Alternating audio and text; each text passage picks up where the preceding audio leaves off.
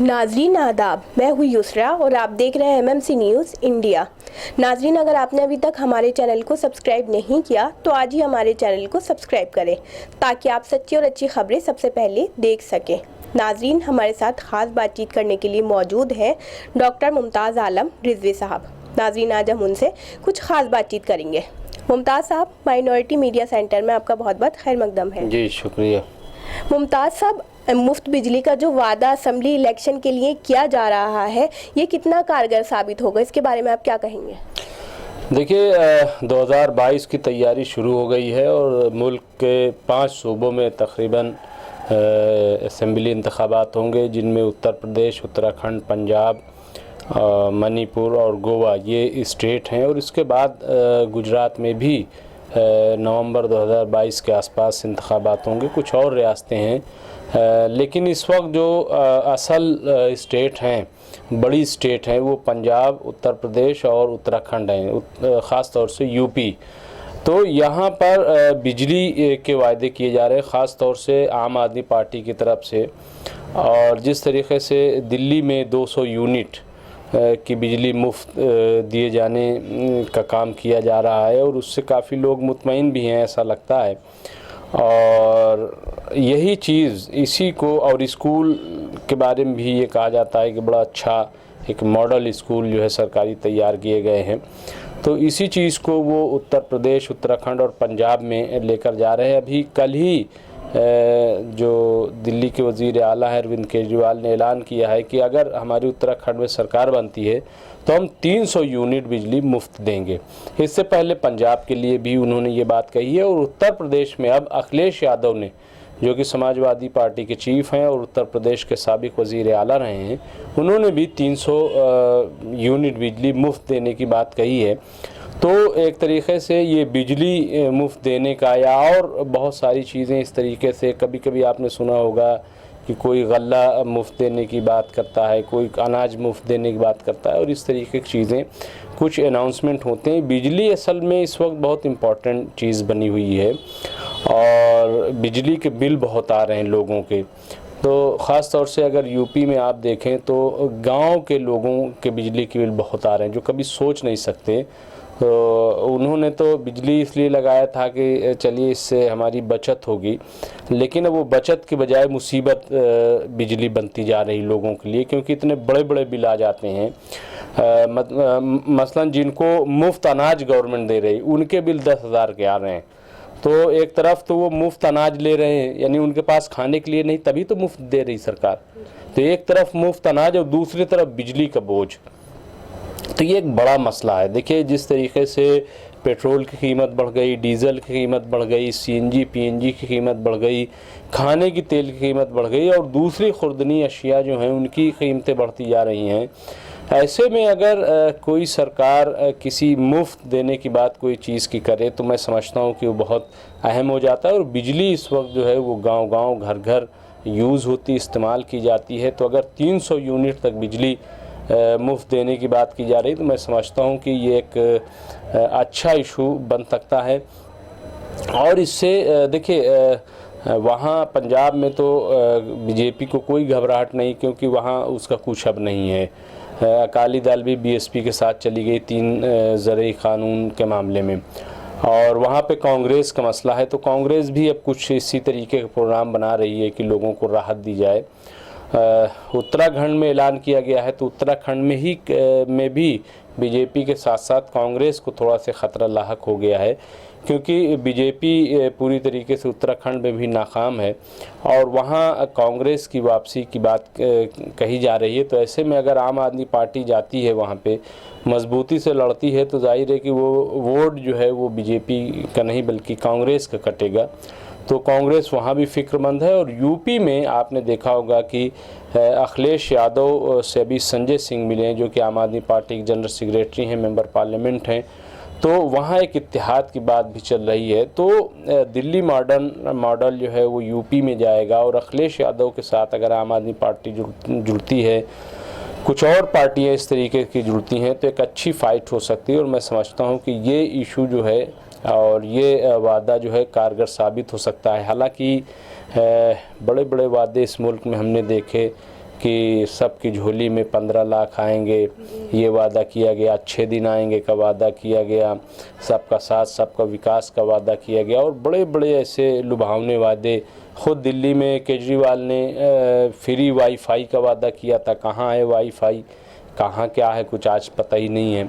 तो इस तरीके के वादे कर दिए जाते हैं। लेकिन बिजली मैं समझता हूँ कि अगर अखिलेश यादव ऐसा वादा करते हैं, और उन्होंने जैसा कि कहा है कि जब हमारी हुकूमत बनेगी तो पहली कैबिनेट जो होगी उसमें हम इस बिल को मंजूर करेंगे और मुफ्त बिजली का देंगे, तो अगर इसको एक प्राइम कह लें, एक अहम वादा कह लें, तो इसकी तरफ लोग मुतवज्जे होंगे। ख़ास तौर से किसान तबका जो है और मज़दूर तबका जो है वो इसकी तरफ ज़रूर मुतवज्जे होगा, जो मिडिल क्लास है, जो बहुत परेशान है इस वक्त। तो इससे पहले भी अखिलेश यादव ने जैसे ग्रेजुएट नौजवानों को भत्ता दिया था, बेरोज़गारी भत्ता, और शिक्षा मित्रों को अच्छी सैलरी पर उन्होंने रख लिया था, तो उनकी भी एक बड़ी तादाद है। तो कुछ अच्छे काम जो हैं उनके ज़रिए आए थे जिससे लोगों को बड़ी राहत मिली थी। तो बिजली का ऐलान भी मैं समझता हूँ कि एक अहम मामला बन सकता है। जी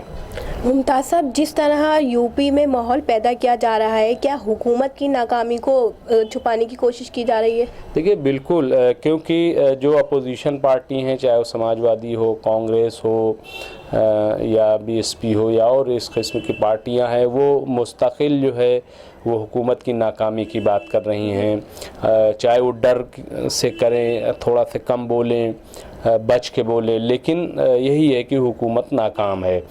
और बेरोज़गारी का मसला उठाया जा रहा है, जो वहाँ पे एक तरीके से लॉ एंड ऑर्डर का मसला है। आप देखिए अभी जैसे ब्लॉक प्रमुखी के ज़िला पंचायत में जो वहाँ पे जो सूरत हाल आई, या कोरोना में जिस तरीके से लाशें बरामद हुई गंगा के किनारे से और दूसरी जगहों से, और अस्पतालों में गैस सिलेंडर नहीं रहा और बड़ी तादाद में लोग मरे। तो इस तरीके की बहुत सारी चीज़ें। फिर सवाल ये है कि कोई ऐसी चीज़ गुज़िश्ता 5 साल में योगी सरकार में अभी तक तो नज़र नहीं आई जिसको कहा जाए कि बहुत बड़ा डेवलपमेंट कोई कर दिया गया हो, कोई बहुत बड़ी यूनिवर्सिटी कायम कर दी गई हो, कोई बहुत बड़ा अस्पताल कायम कर दिया गया हो, कोई बहुत बड़ी इंडस्ट्री लगा दी गई हो। तो किसी भी फील्ड में ऐसी कुछ नहीं, कोई बहुत बड़ा हाईवे बना दिया गया हो। तो ये ऐसी चीज़ें हैं, नाकामी ही नाकामी रही है। तो अब उसको कवर करने के लिए आप देखिए कि अभी आपने देखा होगा कि तब्दीली मज़हब के नाम पर गिरफ़्तारियाँ की गई और एक हवा खड़ा किया गया कि मुसलमान जो है सब हिंदुओं को हिंदू किए जा रहे हैं, मुसलमान बना रहे हैं। जबकि शादी ब्याह के मसले, अगर मुस्लिम लड़की मुस्लिम लड़के ने हिंदू लड़की से शादी की, तो ऐसी भी बहुत सारी तादाद है कि मुस्लिम लड़कियों ने हिंदू लड़के से शादी की है। कुछ एक तरफा मामला नहीं है ये, तो सेटलमेंट की बात है। जब नौजवान पढ़ता लिखता है और उसका जहन ओपन होता है, कॉलेज यूनिवर्सिटी में मुलाकातें होती हैं, तो इस तरीके की शादियां होती हैं। अच्छा, ये कोई अभी की बात नहीं है, ये एक ज़माने से चला आता रहा है। मुग़लों के दौर में शादियां हुई इस तरीके से। तो कहने का मतलब ये है कि लेकिन उसको इशू बनाया गया। अभी आप देखिए अभी अलकायदा के लोग पकड़े गए 2 और RDX निकला और पता नहीं क्या क्या, और 7 शहरों में, बड़े शहरों में धमाके की पॉलिसी थी, क्या था। तो देखिए ऐसा है कि बात ये नहीं है कि ये नज़र न रखी जाए। अगर वाकई दहशतगर्द है तो उन पे नज़र रखना बहुत ज़रूरी है। लेकिन ये इलेक्शन के वक्त जिस तरीके से अलकायदा पैदा हो जाते हैं, अभी 4.5 साल तक ये लोग कहाँ थे? हाँ, तब्दीली मज़हब का मामला 4.5 साल तक। तो इलेक्शन में जिस तरीके से एक हवा खड़ा करने की कोशिश की जाती है, मैं समझता हूँ कि बार बार इस चीज़ का इस्तेमाल किया जाता है। ये 1-2 बार नहीं है, जहाँ भी इलेक्शन होता है वहाँ इस तरीके की चीज़ें क्रिएट की जाती हैं बाकायदा। अगर वाकई ये क्रिएशन है और इलेक्शन जीतने का हरबा है तो ये बहुत अफसोसनाक है, और अगर इसमें थोड़ी सी भी सदाकत है तो ये अच्छा कदम है। मैं दोनों बात कहता हूँ, क्योंकि मैं कोई जज नहीं हूँ, मैं वहाँ बैठ के देख नहीं रहा हूँ। ये काम हुकूमत का ही है, हुकूमत के एजेंसियों का ही है। लेकिन चूँकि हमने देखा है कि ऐसी गिरफ्तारियां होती हैं और बाद में कोई सबूत नहीं होता। सवाल ये है कि फिर आरडीएक्स कहाँ चला जाता है। सवाल ये है कि जिस बुनियाद पे आप गिरफ्तार करते हैं उसको साबित क्यों नहीं कर पाते। हाँ, तो ये एक बड़े सवालात हैं।